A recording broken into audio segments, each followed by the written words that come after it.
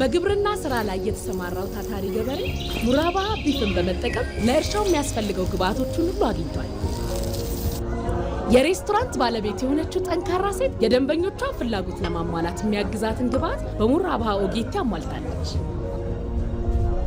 ወደ ኢንቨስተርነት የተሸጋገረው ሞዴል ገበሬ በሙራባሃ ዲታ ትላንቱን አሸንፎ ነገውን እያቀና ነው።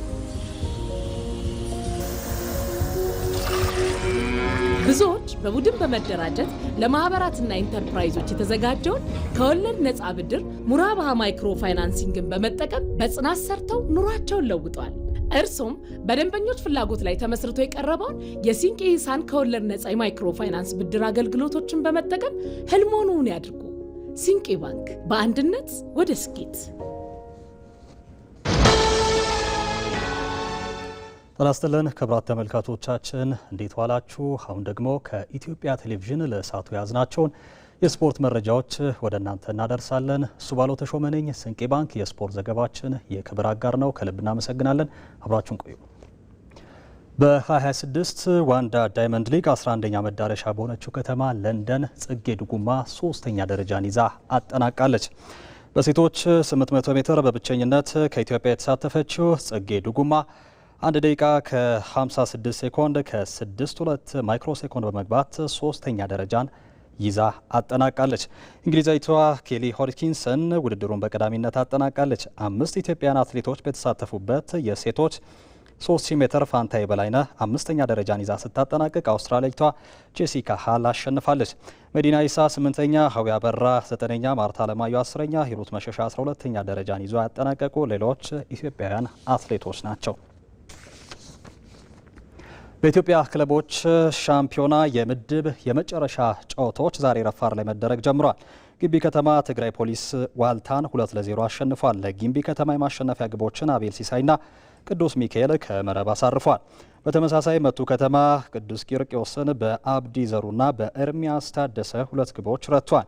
በሌላ ጨዋታ ቃኘው መንቆረርን 1-0 ረቷል። ዮሐንስ ኩማ ብቸኛዋን የቃኘውን ግብ ያስቆጠረ ተጫዋች ሆኗል። አዲስ አበባ ፖሊስ ወረኢሉን በአምባሲ ቤላ አጉሮ ምዕራብ አባያን አሸንፏል። ቀን 10 ሰዓት ሲል ዲክስስ ከለጋሃሬ ገሱባ ከተማ ከአራዳ ክፍለ ከተማ ጋር የሚጫወቱ ይሆናል። በ23ኛው የዓለም ዋንጫ ለደረጃ በተደረገ ጨዋታ እንግሊዝ ፈረንሳይን በሰፊ የግብ ልዩነት በማሸነፍ የነሐስ ሜዳሊያውን ወስዳለች። በማያሚ ስታዲየም በተደረገ ጨዋታ እንግሊዝ ከፍተኛ ብልጫ በመውሰድ 6-4 አሸንፋለች። ቡካዮ ሳካ 3 ግቦችን በማስቆጠር ሃትሪክ ሲሰራ ዴክላን ራይስ፣ ኢዚሪ ኮንሳና ጁዲ ቤሊንጋም ሌሎች የእንግሊዝን ግቦች አስቆጥሯል። በታሪኳ ለመጀመሪያ ጊዜ በመጀመሪያው አጋማሽ 4-0 የተመራችው ፈረንሳይ በኪሊያን ኤምባፔ 2 እንዲሁም በባርኮላና በኡስማን ደምቤሌ አማካኝነት 4 የማስተዛዘኛ ግቦችን አግኝታለች። እንግሊዝ 3ኛ ደረጃን ይዛ በማጠናቀቅ የነሐስ ሜዳሊያ ተሸላሚ ስትሆን ለዋንጫው የተጠበቀችው ፈረንሳይ 4ኛ ደረጃን ይዛ አጠናቃለች። ኪሊያን ኤምባፔ በዓለም ዋንጫ ታሪክ ከፍተኛው ግብ አስቆጣሪ ተጫዋች ሆኗል። ፈረንሳይ ኮከብ ኪሊያን ኤምባፔ በዓለም ዋንጫው አዲስ ታሪክ አስመዝግቧል። ፈረንሳይ በእንግሊዝ 6-4 በተሸነፈችበት የትላንት ጨዋታ 2 ግብ ያስቆጠረው ኤምባፔ በውድድሩ ታሪክ ላዮኔል ሜሲን በልጦ ከፍተኛው ግብ አስቆጣሪ ተጫዋች ሆኗል። የ7 ዓመቱ አጥቂ ዘንድሮ ከመረብ ያሳረፋቸውን 10 ኳሶች ጨምሮ 22 ግቦችን አስቆጥሯል። ይህም ዛሬ ከስፔን ጋር የፍጻሜ ጨዋታ ከሚያደርገው ሜሲ በ1 ግብ እንዲበልጥ አስችሎታል። ኪሊያን ኤምባፔ ከ2018 ጀምሮ ባደረጋቸው 3 የዓለም ዋንጫ ውድድሮች በሁሉም ከ4 በላይ ግብ ማስቆጠር ችሏል። በሌላ በኩል በጨዋታው 2 ግብ የሆኑ ኳሶችን ያቀበለው ማይክል ኦሊሴም በአንድ የዓለም ዋንጫ ከፍተኛ ግብ የሆኑ ኳሶችን ያቀበለ የመጀመሪያው ተጫዋች ሆኗል። 7 ኳሶችን ያቀበለው ኦሊሴ ከዚህ ቀድሞ 6 አቀብለው የነበረውን የፔሌን ክብረ ወሰን አሻሽሏል። በ3 ሀገራት ጣምራ አዘጋጅነት በ48 ሀገራት መካከል ሲካሄድ የቆየው የዓለም ዋንጫ ዛሬ ፍጻሜውን ያገኛል። በፍጻሜው ጨዋታ የወቅቱ የዓለም ሻምፒዮን አርጀንቲና ከአውሮፓ ሻምፒዮኗ ስፔን ጋር ምሽት 4 ሰዓት በኒው ጀርሲ ሜትላይፍ ስታዲየም ዋንጫውን ለማንሳት ይፋለማሉ። በዓለም ዋንጫ ታሪክ 1962 በኋላ በተከታታይ ዋንጫን ያነሳ ሀገር የሌለ ሲሆን አርጀንቲና ይህንን ታሪክ ለመድገም ስፔን በበኩሏ ደግሞ ከ2010 በኋላ ዋንጫውን ለመውሰድ የሚያደርጉት ጨዋታ ይሆናል። ሁለቱም ሀገራት ከምድብ ጀምሮ የነበራቸውን 7ቱንም ጨዋታዎች ያለ ሽንፈት ያጠናቀቁ ሲሆን ስፔን 13 ግብ አስቆጥራ 1 ግብ ብቻ ተቆጥሮባታል። አርጀንቲና በአንጻሩ 19 ግብ ብታስቆጥርም 7 ግቦች ተቆጥሮባታል። በተለይም አርጀንቲና በጥሎ ማለፍ ጨዋታዎች በእጅጉ ተፈትናለች። እስከ መጨረሻው በመፋለም በድል ተወጥቷለች። በጨዋታው በአርጀንቲና በኩል ላዮኔል ሜሲ፣ በስፔን ደግሞ ላሚን ያማል የትኩረትና የልዩነት ማዕከል ተደርጎ ቢወሰዱም በሜዳው አማካይ ክፍል ላይ ብልጫ ለመውሰድ የሚደረገው ፉክክር ወሳኝነት እንዳለው ይጠበቃል። የአሜሪካው ፕሬዚዳንት ዶናልድ ትራምፕን ጨምሮ በርካታ ታዋቂ ሰዎች ይታደሙበታል ተብሎ በሚጠበቀው መርሃ ግብር አርጀንቲና ከስፔን በሚያደርጉት ጨዋታ ለ39 ቀናት የነበረው የዓለም ዋንጫ ቆይታ ዛሬ ምሽት ፍጻሜውን ያገኛል። ማንቸስተር ዩናይትድ በቅድመ ውድድር ዝግጅት በመጀመሪያ አቋም መለኪያ ጨዋታ በሬክሳም 1-0 ተሸንፏል። በሄልሲንኪ ኦሎምፒክ ስታዲየም በተደረገ ጨዋታ ሳሚ ስሚዝ በእንግሊዝ ሻምፒዮንሺፕ ለሚሳተፈው ሬክሳም ብቸኛዋን ግብ አስቆጥሯል።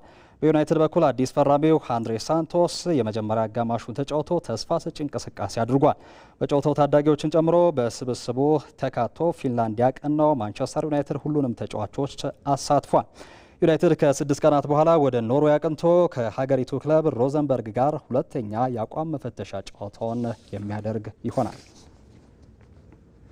ቼልሲ ሞርጋን ሮጀርስን በ117 ሚሊዮን ፓውንድ ከአስቶን ቪላ ለማስፈረም የቃል ስምምነት ላይ መድረሱን ዘ አትሌቲክ በትላንትናው ዕለት ዘግቧል።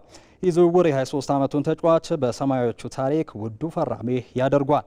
ሮጀርስ በስታንፎርድ ብሪጅ እስከ 2032 ድረስ የሚቆይ የ6 ዓመት ውል ለመፈረም ከስምምነት ላይ መድረሱም ተገልጿል። የሕክምና ምርመራውንም ነገ ያደርጋል ተብሎ ይጠበቃል።